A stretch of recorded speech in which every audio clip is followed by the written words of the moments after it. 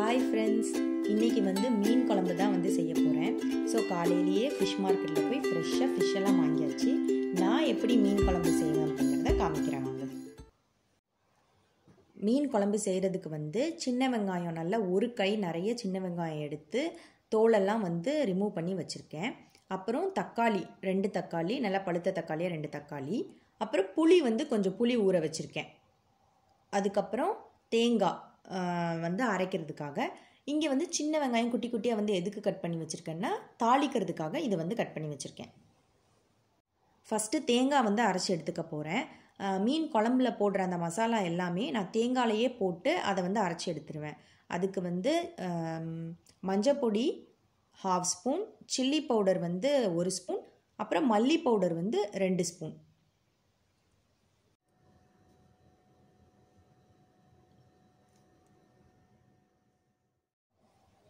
அப்புறம் ஜீரகம் ஒரு ஸ்பூன் ஜீரகம், நல்ல 1 ஸ்பூன் ஜீரகம். அதுக்கப்புறமா இதை அரைக்கிறதுக்காக ஒரு 1/2 டம்ளர் தண்ணி ஊற்றி, வேணும்னா கொஞ்சம் கூட நம்ம தண்ணி ஊற்றி அரைச்சிக்கலாம். இப்போ இதை அரைச்சி நான் எடுத்துடுறேன். இப்போ தேங்காய் நல்லா அரைச்சி எடுத்தாச்சு. நல்லா மையாக அரைச்சி எடுத்துக்கணும். ஒரு 1/2 டம்ளர் தண்ணி ஊற்றுனா போதும். இப்போ சின்ன வெங்காயத்தை நான் அரைச்சி எடுத்துக்க போகிறேன். சின்ன வெங்காயம் என்ன பண்ணால் தேங்காய் அளவுக்கு ரொம்ப ஃபைன் பேஸ்ட்டாக அரைக்க வேணாம். ஓரளவுக்கு லைட்டாக அரைஞ்சால் போதும். இது என்னென்னா அதுவே வெங்காயமே தண்ணி ஊற்ற தேவையில்லை. அது மட்டும் வெங்காயத்தை மட்டும் போட்டு நம்ம அரைச்சா போதும்.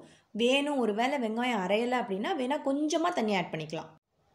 இப்போ தேங்காய் அரைச்சி வச்சுருந்தோம்ல அந்த பேஸ்ட்டு, வெங்காயம் அரைச்சது, 2 தக்காளி எடுத்து வச்சுருந்தோம், அதை கட் பண்ணி போட்டிருக்கேன். இது கூடவே புளி எடுத்து வச்சுருந்தேன்ல அதை இப்போ கரைச்சி அந்த தண்ணி இதில் ஆட் பண்ண போகிறேன். புளி தண்ணி இதில் ஆட் பண்ணதுக்கப்புறமா எவ்வளோ உப்பு வேணுமோ அவ்வளோ தேவையான அளவு உப்பு போட்டாச்சு. இதை இப்போ நல்லா நான் மிக்ஸ் பண்ணி விட போகிறேன். இதை நல்லா மிக்ஸ் பண்ணிவிட்டு நம்மளுக்கு எவ்வளோ தேவைக்கு தண்ணி வேணுமோ அதை புளிப்புக்கு தகுந்த மாதிரி அட்ஜஸ்ட் பண்ணி தண்ணி ஊற்றிக்கலாம். நான் 1 டம்ளர் தண்ணி ஊற்றிருக்கேன். ஆனால் மீன் குழம்புக்கு நல்ல புளிப்பாக இருந்தால் தான் நல்லாயிருக்கும். நான் 1 டம்ளர் ஊற்றிருக்கேன். நீங்கள் டேஸ்ட் பார்த்துட்டு புளிப்பு கம்மியாக இருந்துச்சுன்னா இன்னும் கொஞ்சமாக புளி தண்ணி சேர்த்துக்கோங்க. இல்லை சில்லி பவுடர் உரப்பு கம்மியாக இருக்குன்னா எது வேணுமோ அதை டேஸ்ட் பார்த்துட்டு அதை ஆட் பண்ணி சேர்த்துக்கோங்க. இப்போ இதை எல்லாம் மிக்ஸ் பண்ணியாச்சு. இதை இப்போ இந்த மாதிரி ரெடி பண்ணி வச்சுக்கலாம். இப்போ ஒரு பேனில் 4 ஸ்பூன் நல்லெண்ணெய் ஊற்றிருக்கேன். ஆயில் நல்லா ஹீட் ஆன அப்புறமா கடுகு போட்டு அது நல்லா வெடிச்ச அப்புறமா வெந்தயம் நிறைய ஆட் பண்ணக்கூடாது, கம்மியாக தான் சேர்க்கணும். ஏன்னா நிறைய சேர்த்தோன்னா ரொம்ப கசப்பாயிரும், அப்புறம் குழம்பு நல்லா இருக்காது. இதுக்கப்புறம் சின்ன வெங்காயம் கட் பண்ணி வச்சுருந்தேன்ல அந்த சின்ன வெங்காயம் ஒரு 3 சின்ன வெங்காயம் அதையும் போட்டு நல்லா ஃப்ரை பண்ண போகிறேன். மீன் குழம்புக்கு நல்லெண்ணெயில் செஞ்சால் தான் நல்லாயிருக்கும். அதனால் நான் எப்போவுமே நல்லெண்ணெயில் தான் செய்வேன். நல்லெண்ணெய் ஆட் பண்ணி தான். ஆயில் நிறைய எடுத்துக்கோங்க, ஒரு 3 ஸ்பூன் 4 ஸ்பூன். அப்போ தான் குழம்பு நல்ல டேஸ்ட்டாக இருக்கும் அந்த எண்ணெயெல்லாம் பிரிஞ்சு வரும்போது. இப்போது இந்த வெங்காயம்லாம் நல்லா வதங்கணும். நல்லா வதங்கின அப்புறமா கருவேப்பிலை ஆட் பண்ணிவிட்டு நம்ம எடுத்து வச்சுருக்கோம்ல ரெடியாக அந்த குழம்பெல்லாம் மிக்ஸ் பண்ணி எல்லா பேஸ்டெல்லாம் அதை இதில் ஆட் பண்ணிடலாம். இப்போது குழம்பு இதில் ஊற்றிடலாம். அந்த மசாலா எல்லாம் போட்டு நம்ம ரெடி பண்ணி வச்சுருந்ததை இதில் ஊற்றிடலாம். இதை ஊற்றிட்டு இதை நல்லா மிக்ஸ் பண்ணி விட்டுருங்க. மிக்ஸ் பண்ணி விட்டுட்டு இது நல்லா கொதிக்கட்டும். ஒரு கொதி வரட்டும்.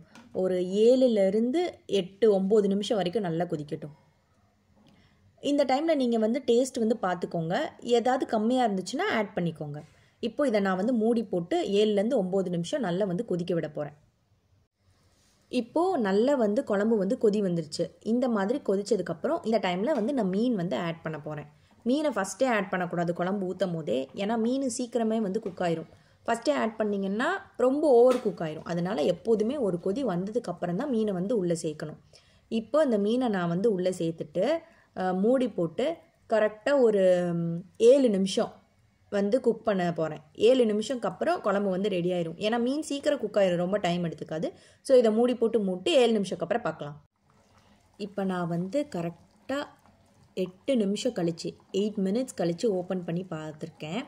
நல்லா குக் ஆயிடுச்சு. மீன் நல்லா வெந்துருச்சு. இங்கே பாருங்கள், நல்லா வெந்துருச்சு மீன்.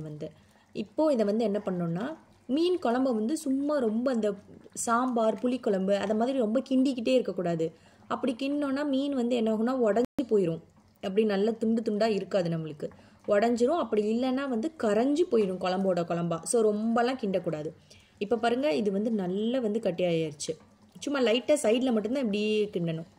நல்லா குழம்பு கட்டி ஆயிடுச்சு. நல்லா டேஸ்ட்டாக இருக்கும் இது. இப்போ இதை வந்து ஆஃப் பண்ணிடலாம். குழம்பு வந்து ரெடி ஆயிடுச்சு, அவ்வளோதான்.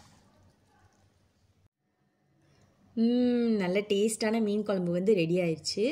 மீன் வந்து அப்படியே துண்டு துண்டு அப்படியே இருக்குது. நம்ம எதுவுமே கரையவும் இல்லை, உடஞ்சி போகவும் இல்லை. ரொம்ப வந்து கிண்டி விடக்கூடாது மீன் குழம்பு எப்போவுமே வந்து. நான் சொன்ன டைமிங்கில் கரெக்டாக அந்த மாதிரியே பண்ணி ஆஃப் பண்ணிடுங்க. ஏன்னா கொஞ்ச நேரம் கழித்து மீன் குழம்பு வந்து கட்டி ஆயிரும். அதுலேயே ரொம்ப கட்டி ஆகட்டும்னு விட்டால் ரொம்ப வந்து கிரேவி மாதிரி ஆச்சுன்னா நல்லா இருக்காது சாதத்தில் ஊற்றி சாப்பிட. ஸோ நீங்களும் இதே மாதிரியே செஞ்சு பார்த்துட்டு எப்படி இருக்குன்னு சொல்லுங்கள். பாய்.